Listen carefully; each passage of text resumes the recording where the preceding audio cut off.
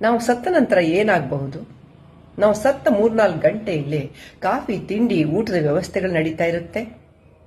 ಅಲ್ಲಿ ಸೇರಿದ ನೆಂಟರಿಷ್ಟರು ಕಾಫಿ ಜೊತೆಗೆ ಇವತ್ತಿನ ರಾಜಕೀಯದ ಬಿಸಿ ಬಿಸಿ ಚರ್ಚೆ ಮಾಡ್ತಿರ್ತಾರೆ.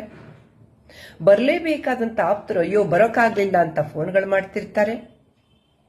ನಮ್ಮನ್ನ ಅಪಾಯಿಂಟ್ ಮಾಡ್ಕೊಂಡಿರುವಂತ ಎಂಪ್ಲಾಯರು ನಮ್ಮ ಜಾಗಕ್ಕೆ ಬೇರೆಯವರು ಹುಡುಕಾಟದಲ್ಲಿರ್ತಾರೆ. ನಮ್ಮ ಜಾಗವನ್ನು ನೋಡಿಕೊಂಡಂತ ಟ್ರಾನ್ಸ್ಫರ್ ಅನ್ನು ಬಯಸುವಂತ ಮಂದಿ ಈ ಜಾಗದ ಲೆಕ್ಕಾಚಾರ ಹಾಕ್ತಿರ್ತಾರೆ.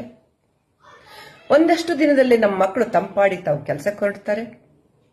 ನಮ್ಮ ಬಾಳ ಸಂಗಾತಿಗಳು 15 ದಿನದಲ್ಲೇ ಕಾಮಿಡಿ ಶೋ ನೋಡ್ಕೊಂಡು ನಗ್ತಾ ಇರ್ತಾರೆ.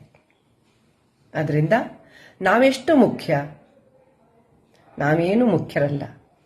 ಬಹಳ ಬೇಗ ಮರೆಯಬಹುದಾದಂಥ ವ್ಯಕ್ತಿಗಳು ನಾವು. ಆದ್ರಿಂದ ನಮ್ಮ ಆತ್ಮಸಾಕ್ಷಿಗೆ ಒಪ್ಪುವಂತೆ ಇವತ್ತಿನ ದಿನವನ್ನ ತುಂಬಾ ಸಂತೋಷದಿಂದ ಕಳೆಯೋದು ತುಂಬಾ ಮುಖ್ಯವಾದದ್ದಲ್ವಾ?